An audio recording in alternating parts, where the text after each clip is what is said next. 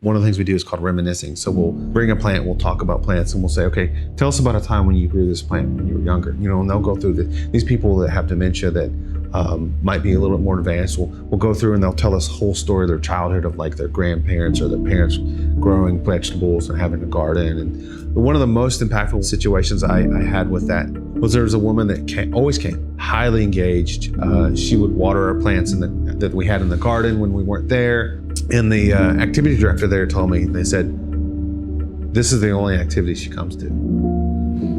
Her husband died a while back, and she sits in her room all day until we come. So that's so it's like, I just thought I was gardening with her. Yeah. Really, she was doing something. This was such a meaningful thing for her. She would not do anything else but come out when we were doing our garden time.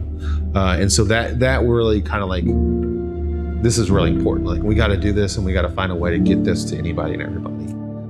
Are we? Yes. Where are we? Here.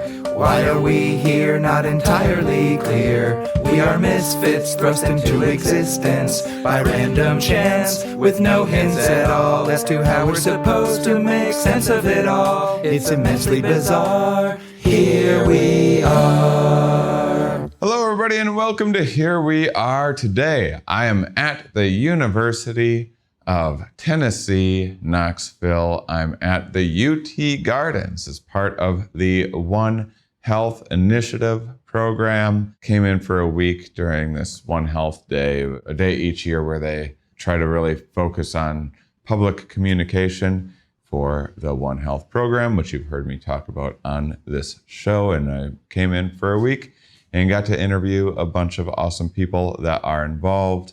And I'm so thrilled to talk with Derrick Stowell. Thank you so much for joining me. Thanks for having me. So our listeners are going to be very excited about what you do. I was talking to you before we started recording that we talk some about mental health on the show, and it's always a really popular topic with a lot of our listeners. And you do something really interesting I had kind of never heard of before. You do horticultural therapy. Yeah. And so is that you make plants feel better?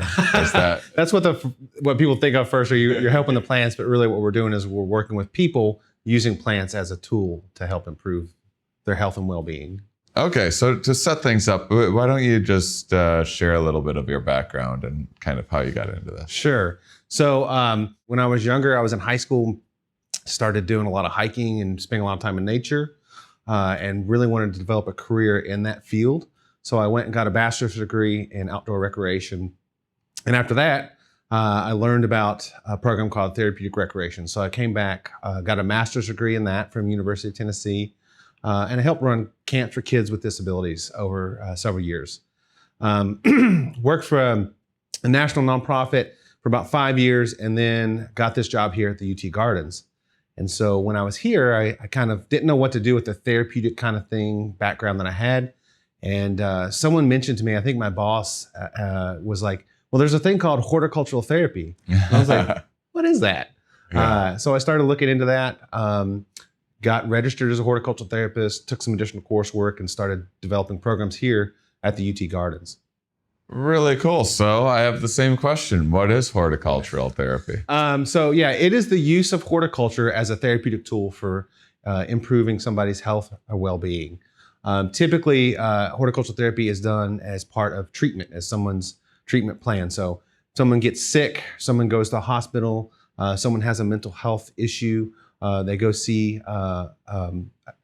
get treatment. And so one of the options that someone can have with that treatment is working with a horticultural therapist to do programming.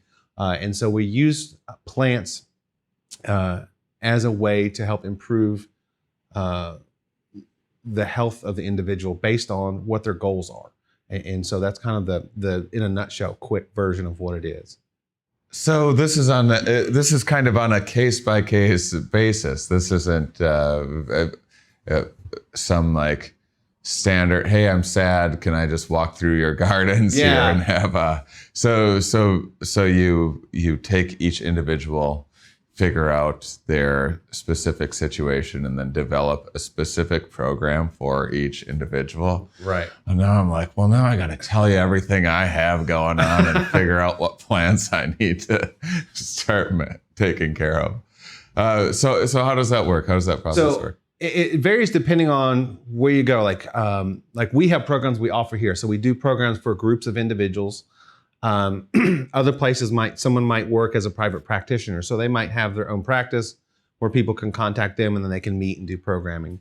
A lot of our work is in group settings, and there's a really good benefit for that when we're talking about social interaction and social connectedness. But it varies, again, different places. One of the things that a lot of people like about the profession is that it's very unique. And it allows people to use their own creativity when they're developing how they run their programs. There's some general science base behind why we're doing it and what we do, but then we have the ability to be creative, which people that really like plants or into plants kind of are very creative individuals a lot of times too. So it really works well with that group of individuals. So what's the group therapy like? So we do a variety of programs. One of our main programs we do is working with assisted living facilities. And so we go to facilities, and so then they have their residents there. Some of them maybe just older adults. Others may have dementia or Alzheimer's. And so we do a group session. So we do different plant topics. We create plant activities based on seasons, based on some goals that we're trying to achieve with the group. And then we run that in a group. So and it varies depending on our staffing and their interest. We'll have 5 to 10 people in a group, and those sessions usually last about an hour. We've worked also in the past with veterans, and so we'll do a program. We've done a program here at the Gardens where we've had a group of veterans come in. It was a 6-week program where we ran activities here that are horticulture based, and that really focused a lot on depression, anxiety, and stress, and veterans who have had some kind of trauma. And so as a way to improve their overall mental wellness. So do you know some of the history of horticultural therapy? Because a lot of people, I mean, when I first heard about it, it just kind of made sense. You think, my grandma actually, 3 out of 4 of my grandparents when I was growing up were very big into gardens, and it always seemed like kind of one of the better, healthier things that they did for themselves. And this makes you hear about people talking. I've talked to plants in my life. I might have been in altered states because of plants at the time that I was talking to plants. But you hear about people talking with plants and gardening as hobbies and things. And was it just something that just kind of naturally emerged from that? The profession is young compared to other allied health professions. However, it has a long history. And some of those things have been documented in the past, such as, in monasteries in Europe where they worked with hospice patients, so patients that were end of life. They found that being outside and being around plants and caring for plants just helped improve those individuals' life. There's some other stories, and this is really anecdotal kind of stuff, but like ancient Egypt, the royalty were prescribed going out in gardens that had mental health problems.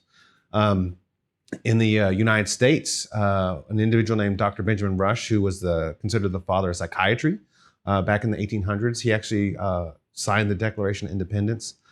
So he ran a hospital that people went and back in those times, when people became sick, particularly with mental illnesses, they were kind of institutionalized. So he ran some facilities like that. But what he documented was he noticed that the patients that were there that went out and did work in the garden and in the farm setting were more focused and had less manic behaviors and were more calm. And so he noted those differences. The profession really started developing a lot more around the time of World War I and World War II. So, we had which a lot of healthcare advances happened when wars happened, because you've got all these people coming back with severe injuries. And so they started noticing veterans were coming back in the hospitals. And so garden clubs would come and do programs with them. And they started seeing all this, what you kind of say, just observation, like, oh, these people, you can tell they feel better just by watching what they're doing and interacting with the plants. And from that, they started developing, it actually grew out of occupational therapy. So it's, gardening can our horticulture work can kind of be an occupation. And so occupational therapists started using it. And then in the 70s, we kind of created our own nonprofit professional organization where we started doing more research focused specifically on horticulture. So that's kind of the long story of how it's happened and how it developed over the years. It's just people seeing the difference. One of the things that I think I like to bring the attention to people, particularly when we're talking about mental health and behavioral health, is as a therapist, when you're in therapy, there's usually like a set start and stop, and that's set by a lot of different things like regulations, insurance, the money you have to pay for it. But part of it's That's always the fun part too. You're right in the middle of a breakthrough. Yeah. And one of the things that as a therapist that I believe that is important to understand is that there are therapeutic benefits from interacting with plants and caring for plants, whether you're in treatment or whether you're not. And so as a therapist, I always want people to understand that, there might be a time you need to see a therapist and you need to get intervention, whether it's in a hospital or in a treatment facility. But my goal is to give you skills so when you're out, you can maintain these things that you learned there. And so learn how to deal with stress and anxiety and, how to deal with depression. And so horticulture provides a really great way to do that because it's something you can do anywhere you go, whether you have a house or live in an apartment. You can grow plants in pots and containers. You can have an acre garden in the backyard if you have that much space and time. I travel a lot. I had a small just a succulent in my windshield on the last tour that I had. I even just had a little small garden in my windshield as I was driving around everywhere. But it's one of the things that seems like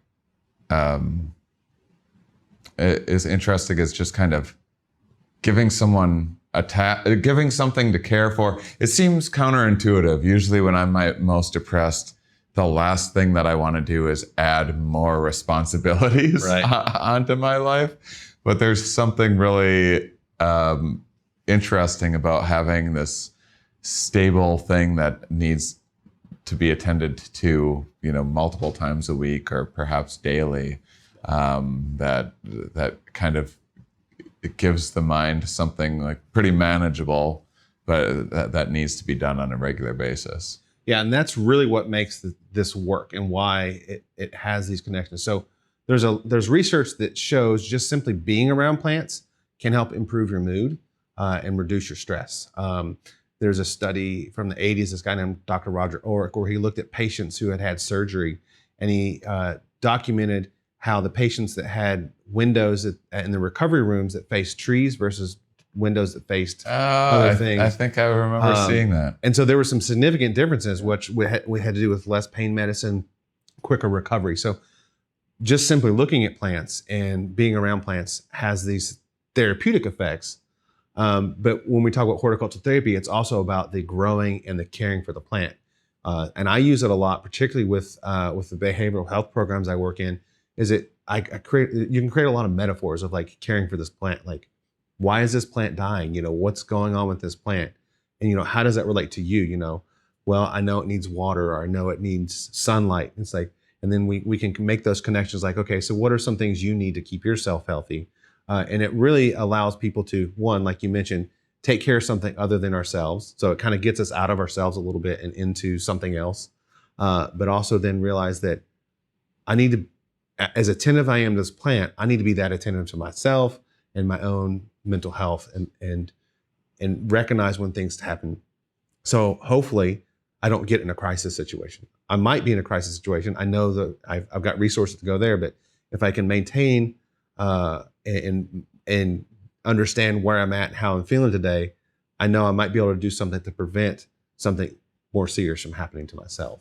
I am worried that I would just get more down on myself watching all of my plants die. I'm a very low in conscientiousness kind of individual, but I think it would be part of the thing is I'm on the road so much. There's this favorite rapper of mine that's very thoughtful and talks a lot about mental health, 𝕊𝕐𝕐𝕐 Rock, and he has a song. about plants overgrowing in his house when he's gone on the road. And he has a great line about, I can barely keep a cactus alive when I'm present. When I'm gone, it's a groundbreaking botanical effort. And talks about the irony of things being more alive when he exits and overrun. And that resonates with me, where I'm like, I would worry about, I get excited about things. I'll be like, I'm going to get into horticulture. This is going to be so therapeutic for me. I'll buy too many plants to start. I'll manage them really well for a while. It'll change my life for a little bit, and then I'll be out of town for a little too long and come back and everything will be overrun. And then I'll be like, I can't even, I screwed up plants too. Yeah, and I think that's, it's funny. So I do other just gardening education too. And that's, when I introduce this to people, or introduce plants in general, the number one comment I get is, I have a brown thumb or a black thumb. I kill everything. Yeah. And so one of the things I know is, like, I also kill plants. So, I do this for a living, and I'm always learning myself, and I'm making mistakes and seeing things happen. Plants have a lifespan, just like we do. So we have to, not all plants are going to live forever too. But what I try to do is help give people some ideas of things to start small. Like you said, getting all these plants and having to manage all them, particularly too in a houseplant situation. One of the main killers of houseplants is people just overwater them. And so they'll water it and they'll water it and they'll water it, and then they'll see it start drooping, and they'll think it needs more water, and they give it more water. Yeah. While you're drowning the plant. And so part of what I do not only is the growing the plants, but the education about plants. There are some house plants that need more water than others, and so there's some choices you can make of what plant works well.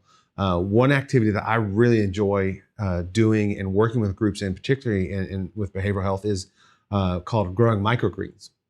And so that is simply, microgreens are planting edible plants, usually kind of the cool season vegetables, lettuces, broccolis, kales, cabbage, radishes, and then growing them until the point where the leaves just come out. So they're only going to be about 2 or 3 inches tall. And then you harvest those, and it's like a little micro salad. They're packed full of nutrients, so they're healthy for you. The other thing about it is they only grow for 7 days. So if you're when you sow the seed, it takes about 7 days to germinate, and then you harvest at 7 to 14 days or so, depending on which plant.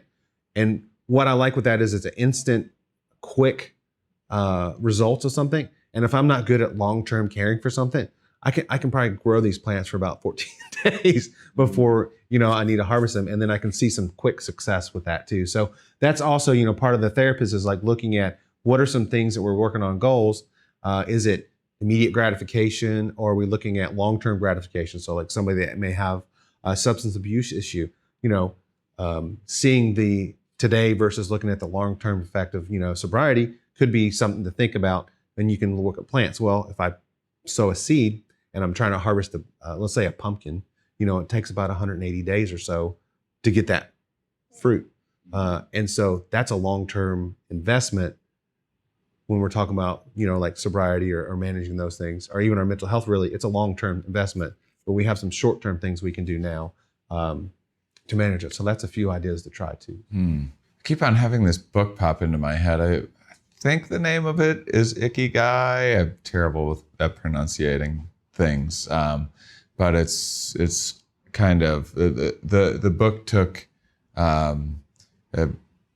some of the regions which happen to be in Japan of the world that have people live kind of the longest, healthier. I think it was just the densest population of, or the highest population of people over 100 years old, and kind of looks at what their lifestyles are like and how they're kind of different than other regions, and a lot more community oriented and stuff. But a lot of it was about how almost everyone at least has some small garden. They're making some of their own food, and it's clearly not just about getting fresh, healthy food, which is also great for you, but just the act of caring for it and managing it each day seems to have these incredible benefits. So, I mean, you think about horticulture making you like snapping you out of a funk or something like that, or having something to manage, or a possible treatment program for addiction or something like that.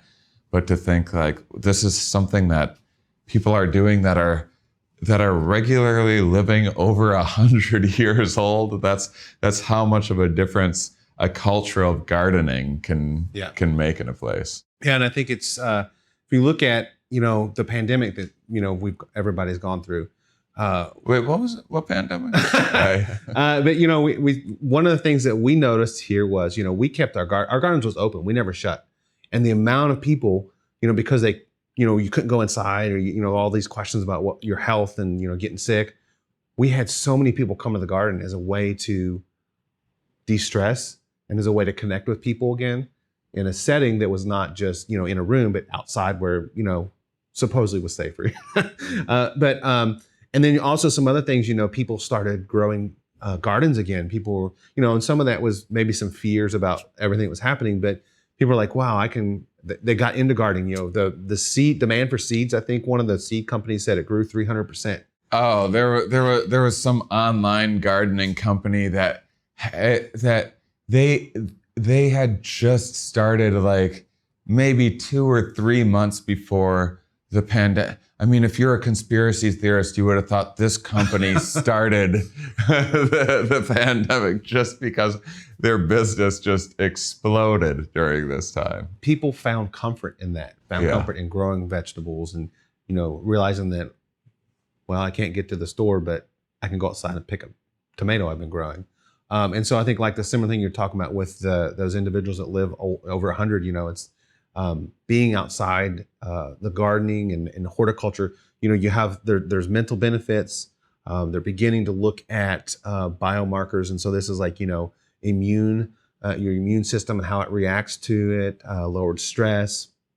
And then you're also looking at the physical benefits. So gardening is considered a moderate physical activity, which we're supposed to get physical activity throughout the week to reduce overall health issues too. So, going out and gardening, it's a form of physical activity. So maybe you don't like running, but you can go out and do some garden work.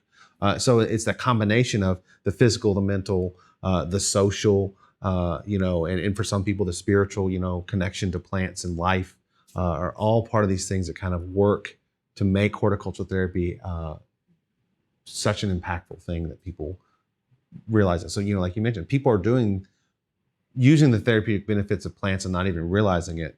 And as a therapist, that's when I work with somebody that needs some help. I'm able to help give that, bring that to them, so then they realize the power behind those plants. I would say that I'm more tuned in than your average person to various mental health and that's not. I live in America, so that's a low bar. I would just say like I'm in the top 50 percentile, let's say, of just I've been to therapy. I've talked about mental health on my show. I'm into yoga and doing various things. I've read my fair share of self-help books or hear about various new and old different therapies and wellness things that are happening. And so when I heard about horticultural therapy, it made perfect sense to me, but I had never heard about it before. It really flew under the radar for me. So how are people finding out about horticultural therapy in the first place? Yeah, it's kind of the same thing like you. People are like, oh, I've never heard about it. Because you had never heard about it and you were a therapist who liked gardening. And it was, and almost everybody when they hear about it, it's like, oh yeah, it makes sense. Like it makes sense. Yeah. And so some of that deals with there's a concept this guy named E.O. Wilson wrote about called biophilia. And it's this connection we have to life. So plants and animals. As modern society, what we've tended to do is kind of remove ourselves from that, right?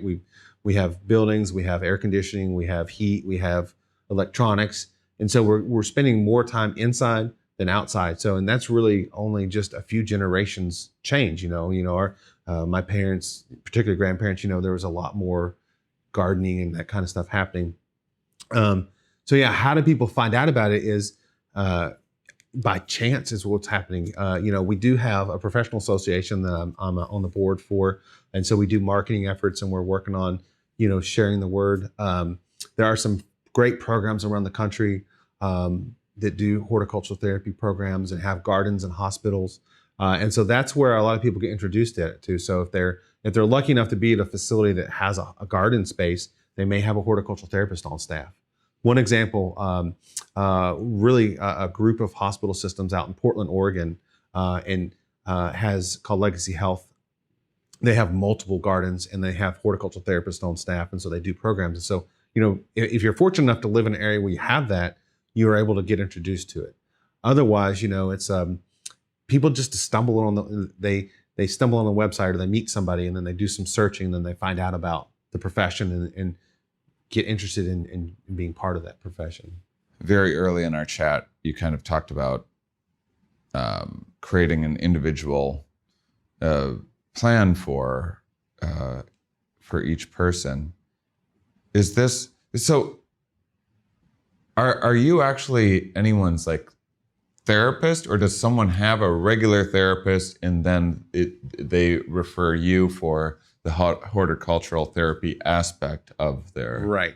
And so again, I think that can vary. So there are some people that go do their own private practice. And so that would be, they would connect with people.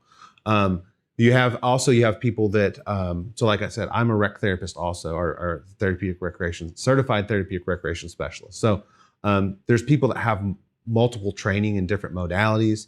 And so then they might do this work as part of that work. There are some people that are licensed counselors or occupational therapists that also become horticultural therapists because they like using horticulture with their overall practice.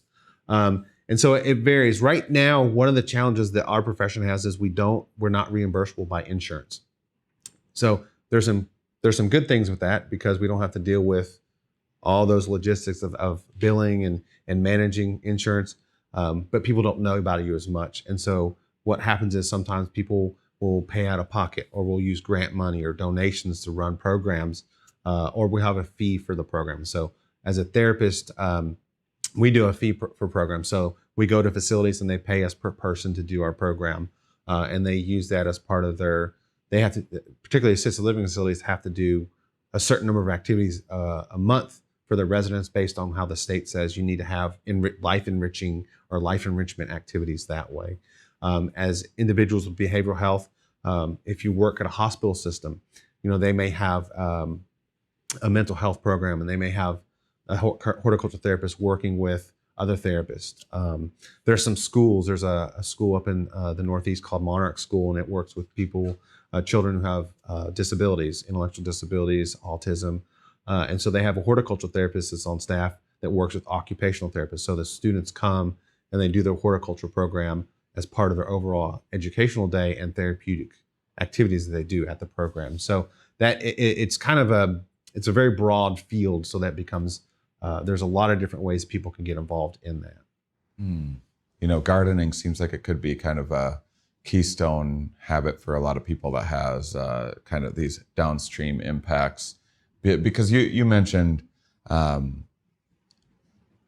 something kind of a little more direct and intuitive example of caring for a plant and kind of seeing these metaphors of having to care for your own life and putting good nutrients into your own system and that sort of thing. But what about some of the things that maybe you wouldn't see on the brochure, but it comes to mind, say reading about gardening. Now that you're going to get into managing a couple plants and maybe a few more, you're having to do more research and put a little time into that. And now you're having a little more of your, say, downtime after work hours or whatever being in active leisure rather than kind of just passively watching TV or something like that. And I can also, imagine just if you're growing some peppers or a couple pears once in a while and and having that reward of eating something healthy, fresh off of the vine or branch or whatever it may be, it making this connection. So then when you're at the grocery store, you kind of start just generally picking fresher, healthier things as well, because you now have this kind of reward system linked in your mind from doing your own gardening. Are there other things like that you've seen that, again, like stuff you wouldn't think about on the surface or see in the brochure for horticultural therapy? Yeah, and I think kind of thinking about how my philosophy is about how horticultural therapy works is, you've kind of the spectrum. You have the let's say I've had this injury, I had illness, I'm down here and I'm in a hospital. And then you have the other side of it is, I've gone through the program, I've gone through the treatment, I'm out here in the community, I'm living my life, and I may need to come back in and out of treatment depending on what the issue is, or I may have to see a doctor regularly to manage medicines and all that. And then you have this component inside of, so you have your therapeutic kind of thing, what's going on about you therapeutically, let's say you had a heart attack, so you got to deal with your physical aspects. Then you have your, there's mental aspects about, maybe you had a heart attack, dealing with that. And then there's the nutrition. And then there's another component that I think that we need to be clear about is this horticulture and this horticultural education component of the program. Having people in a treatment facility or at a hospital plant plants and grow plants and take them home. But then they need to also know that not only that, but I have to learn some things, because when I go home, I'm going to have to do something. And so then hopefully what we do is that's a cognitive kind of element that it has been shown to benefit. So doing horticultural therapy does improve, has been shown in different populations to increase cognitive functioning. And so then we can say, okay, what are resources? And so when somebody gets discharged or someone ends their treatment, we think about, okay, are you interested in doing this? How do you find skills? And so giving them skills so then they can go out and do it on their own, to me, is a really important part of treatment and therapy, because we want to empower people to live a healthy life. We talk about wellness as a really important goal, and it's mentioned a lot, here. And it's the skills of, okay, how do I find information? Do I join a garden club? Do I go find a local botanical garden? Most major cities in the country have a botanical garden, if not more than one. So, in fact, some data shows that more people visit a botanic garden every year in the U.S. than going to some big parks in Florida, some theme parks. So just in congregate, because there's so many of these gardens. So, do I want to be a member of one of those gardens? Do I want to volunteer? And so those are some elements that we work through each individual and try to help them say, okay, so yeah, you're not, let's say back to the heart attack idea. You've had your heart attack, you've had your surgery, you've recovered, insurance says it's time to go, or the doctor says you're well enough. Then I want to say, okay, we're doing horticulture. What do you need? Well, I don't know anything about growing vegetables. I'd love to eat healthy vegetables. And that's where we can come in. Okay, so here's some information. We can provide information. And then here's some great resources. I don't have a house. I don't have a yard. Okay, well, there's a community garden half a block from you. And so go get a plot there, and we can connect them up to those resources, so then they can do that out in the community. So that's some of what we try to build into our programs. Some other connections that we've seen is, looking at kids and obesity, which is a huge issue that we're dealing with, is that children who grow vegetables are more likely to at least try and eat those vegetables than if they just saw it in the store. So that's the kind of connection you said. So work kids this idea of, oh, I grew it, well, I'm going to at least try it. They might not really like it, but they're at least trying new vegetables and helping expand things and nutritional options to help maybe improve their overall nutrition that way. Say I have some young listeners that are listening to this and want to become horticultural therapists themselves, or look into a related field. How do you get your job? So typically somebody needs to be registered as a horticultural therapist. You have to have a bachelor's degree, and that can be in just about any field. So one of the main components is you have to have horticultural therapy coursework. And then it's offered at several programs around the country. The American Horticultural Therapy Association has a credits certificate program. So some folks, let's say you're an occupational therapist and you found out about this and you're like, this is what I want to do. They'll go and get a certificate in horticultural therapy. And then they will do an internship and they'll join and then they'll learn how to incorporate that into their program. So at UT, we have an online certificate program that we just launched this year in horticultural therapy. And so a lot of the people that are taking the course are graduates. They already have some profession, but they realize and see the benefit of working with plants and then want to learn how to incorporate that. And so we go through that and we teach them how to develop their program plans, how to manage plants, how to connect their other training to using horticulture as a tool. So that's one way that people go about doing that. Jobs for horticultural therapists come in a lot of different places. Some botanic gardens have horticultural therapists. Some hospitals, like I mentioned, out in Oregon, there's some in NYU Langone in New York City has horticultural therapists on staff. Children's hospitals around the country, and so those are some places. Employment opportunities. There's programs that work greenhouses and people with intellectual disabilities to do vocational training for people using horticulture. And so the jobs are, and then there are a lot of people that right now in the profession that create their own business, and they just like I've worked, they get this idea or they have this experience as, I've been doing this for years as an occupational therapist, and I'm kind of a little jaded about it, and I'm ready to do something different. I don't want to be restricted by, the healthcare system that's there. So I want to do this. And so they'll create their own business and they'll do private practice. And that gives them the ability to take payments. A lot of people, there's a fee structure based on maybe sliding scales instead of working with insurance. And so in the US, there's actually called complementary health.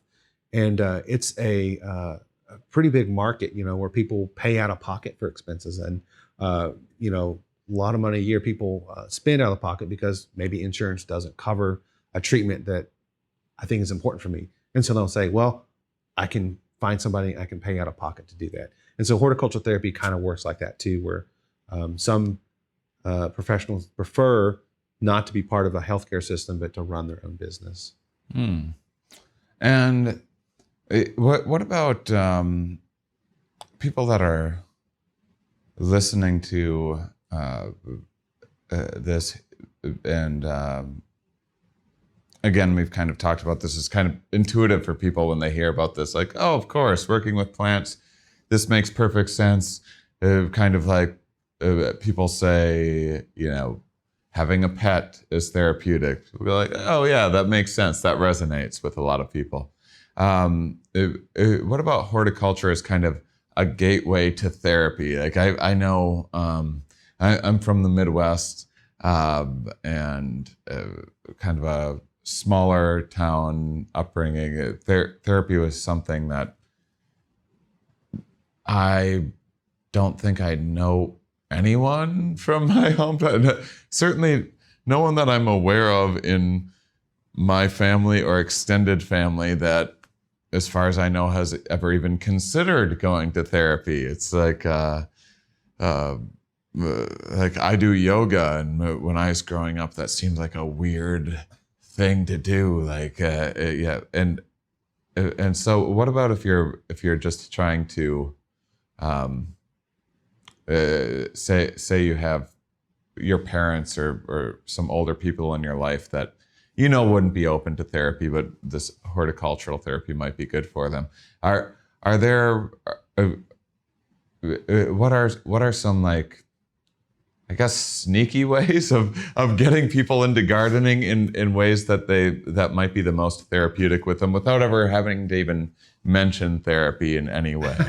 Well, we don't want to be sneaky about it, but I think what sneaky is not the word that I'm looking for. That was a poor choice of words, but I think what you're getting at is kind of important. One example is the veterans program we did. And so, as a veteran, they have this whole culture. It's and it's not, anybody that's a civilian doesn't understand that, and they don't, they never will. But some of that is, like this concept that, I'm okay, and nothing's wrong with me, and I certainly don't want to deal with going to counseling. That can affect their career, and that can affect the kind of jobs and the payment they get, and going up the ladder and things. But ultimately, there's stigma, and I think, like you mentioned, where you grew up, it's still that way. As like going and getting treatment, or going to see a counselor, still has a very big stigma. And so this is one way that I think horticultural therapy can be helpful. And when I did our veterans program here, the program was set up where we came in, we did a little introduction, we did activity, a horticulture activity. We did these, connecting that to metaphors in our lives, these overall general well-being, mental health themes. And then we did a debriefing every time. And so first session, do it, we're doing the work, we go and we debrief. And, I'm asking some processing questions. So I'm helping them think through the things we learned, the concepts and how it relates.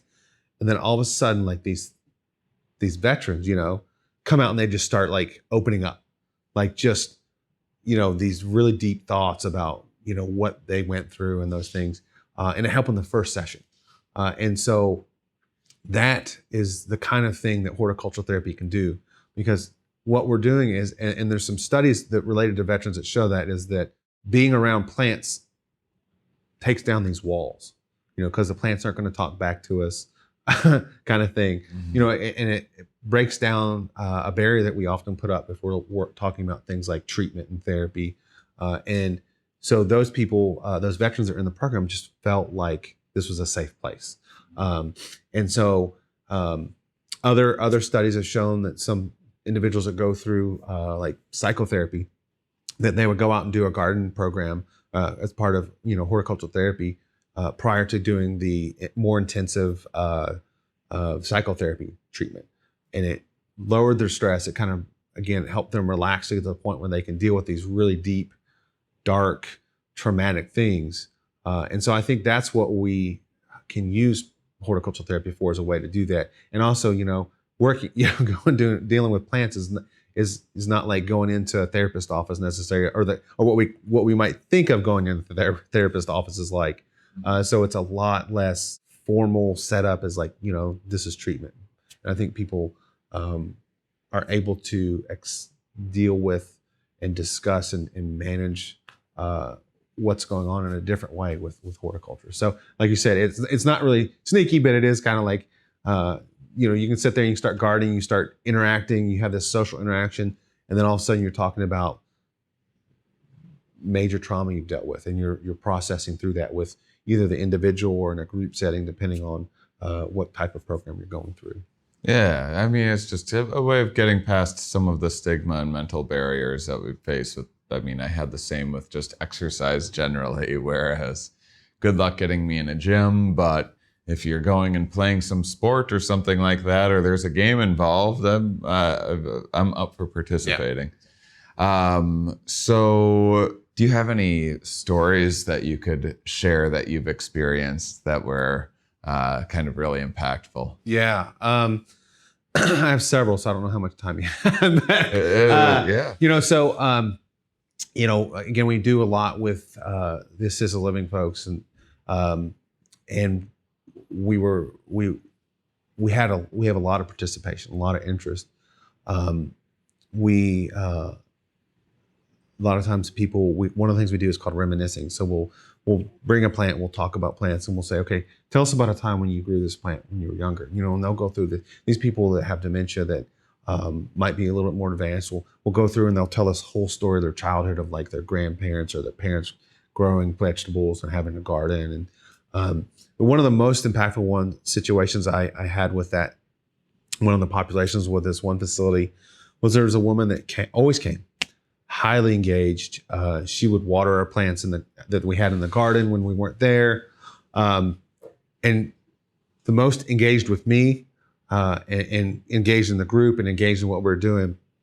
And the activity director there told me, they said, this is the only activity she comes to. Mm. Her husband died a while back.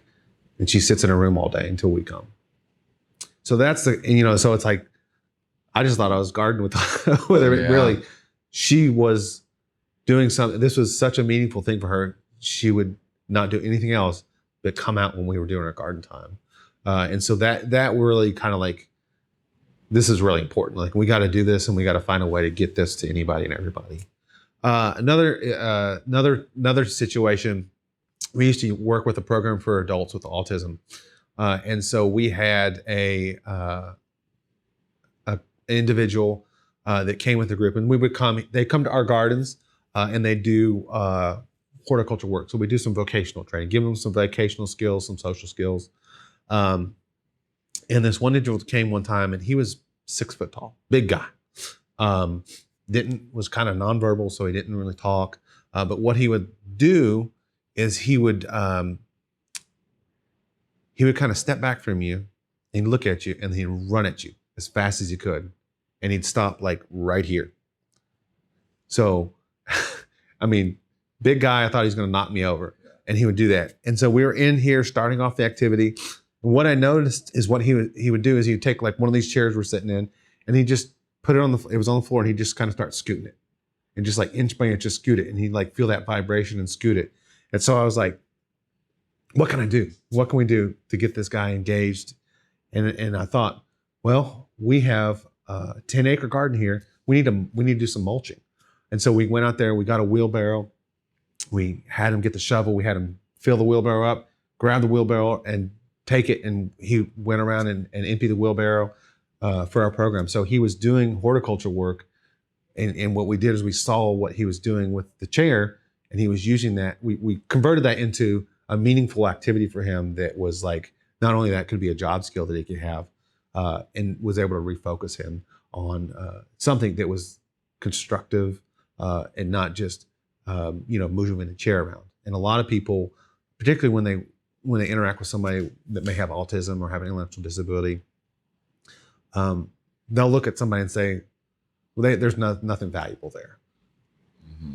What I try to do is say, they've got value. Mm-hmm. And so that's what we do with, and so that was an example of like, we made it into this guy is providing value. He's volunteering, he's doing something important to the gardens, and he's making a connection with the program that we're doing. That's amazing. All right, I'm gonna throw I'll throw my situation. I'll just like come up with like a thing that will sometimes get me into a funk. Here's my situation is I'm in Raleigh at the moment. I have a yard, but I also have something I can't tend to every day. Sometimes I'm gone for periods of a time. So I throw like I like to. One of the things I like to do, I like to take a specific moment where like maybe I'm a little overwhelmed or something like that. And then I like to generalize and like make it about, I like to have like a day where I didn't check off everything on my to-do list. And then I like to make that bigger than it is and turn it into how I'll never be able to get enough done in life, and then about how no matter what I do, it'll never be enough. And then I like to just like get into a big existential funk about the meaning of life, and is any of this worth doing? And I like to just let futility just kind of wash over me. That's kind of my default funk that I'll get into. What do you recommend for like a pear tree, or what do you think? Yeah. What are you thinking for that one? I think for what you're saying, I think it really is that's a common issue a lot of people have, right? That maybe, and so and to look at that, and so what if we're looking at a garden space, and you travel. You don't want something that takes a lot of maintenance. Mm-hmm. Trees are a good option. There's a lot of different options for trees that you can choose depending on the space and where you're at, size of trees. And so learning what's a good tree to grow. Mm-hmm. And so a lot of fruit trees can be very frustrating because sometimes you have to spray them for diseases and things. So if you're like, I want to try a fruit tree, this is where you talk about the research and learning, go to your local garden center and like, okay, here's my situation. I'm looking for a fruit tree. if you like pears, and say, I'm interested in a pear tree. What do you have? Some things they might produce or might suggest are trees that are disease resistant. So scientists have cultivated these trees that are more likely to be successful at growing. And so we don't have to spray them with fungicides or something more often. So that can be an option. One of the things with gardening is that I always suggest too is in a horticultural setting is looking at planting. You might have heard of like the right plant, right place kind of thing. So yeah, everyone kind of wants the exotic plants. No matter where, if they're in the south, they want plants from the north. If they're in the north, they want plants from the south. If you live at Las Vegas or you live out west, and don't plant turf. Because you're going to have to deal with watering it. So one thing that a lot of people plant folks are really focused on is native plants. And so finding native plants because they're typically adapted to live in the environments that we're at. Mm-hmm. So they usually are more disease resistant, more drought tolerant of the climate. We obviously we're seeing a lot of dramatic changes in that. So that does still challenge things. But also looking at, okay, if I do travel a lot, what's something that will do well here when I'm not here to water it, and so there's some plant choices you can make that are native plants. I think is one way then to help give you some, okay, this works. There's some new methods or new ideas of growing plants, and where you have it more of like a natural look. So now depending on where you live, like if you live in an HOA, they might get a little upset if you have it look a little more natural. Right. but so there's some things you can do to plan around that. Looking for plants that attract wildlife. In the South, some things that I grow, I enjoy growing a lot, are things like Joe Pyeweed, and it's a native plant, and there's different cultivars. You typically see it on the side of the road, and it's like 6 foot tall. But there's some new cultivars that they've created that are only like 4 foot tall. So you can think of things like butterfly attracted plants. So the genus is Asclepias, so milkweeds, butterfly weeds, and planting a lot of flowers that bring in wildlife, because then you also have, not only do you have the plant life, but you have the wildlife coming into it. So again, I think looking at things that need low maintenance, and I just to be honest, I'm kind of lazy sometimes myself, and so I do prefer plants that I'm not having to go out there. Roses are beautiful. I'm not going out there deadheading them and spraying them or buying knockout roses that don't need treatment. I'll do more native plants because I don't have to do as much fussing with them if I'm not there or run out of town. So that's probably what I would suggest. But also thinking about connecting that to the other situation you mentioned, this one thing going bad, and understand that and this is a concept, but even this year, we in this area we had really dry spring, and then we had a really wet July, and then a really dry August, September, October. And so some of the plants, I'll just be honest, I didn't go out and water every day. Mm-hmm. So I'm gonna have to replant some of those things and know that partly that's my fault, but partly there's things outside of my control. So what I can do is I can do a little better job next year, maybe change some plant selections and do some other things to make it to where we can deal with the drought that we had here this year too. Mm. I'm gonna feel like a fool if 6 months from now I have a little garden and I'm just on top of life and no longer getting like swallowed up by anhedonia and like realizing I just needed like a couple more trees in my life. All these other things I've spent trying to fix over the last 25 years of my life. I just needed a couple trees and some plants. You are giving a talk for One Health Day coming up. What's your connection to the One Health initiative? It's a program here at the university that deals with health on a really broad scale, I guess is the way I understand it. Yeah. Concepts of dealing with things like global issues, but also individuals. And so last year I think I gave a tour for them, and so they have. What's amazing in the program is they're working with a lot of different professors from different backgrounds, Very interdisciplinary, and so it's really exciting. And so they wanted me to come talk a little bit about my program, and I'm just starting to get involved with them, and I hope that they have some funding opportunities too, so where you can collaborate. And so that's what I'm looking for. Is I'm always interested in looking at how can we do stuff together. Because I can do the horticultural therapy, but I don't necessarily know.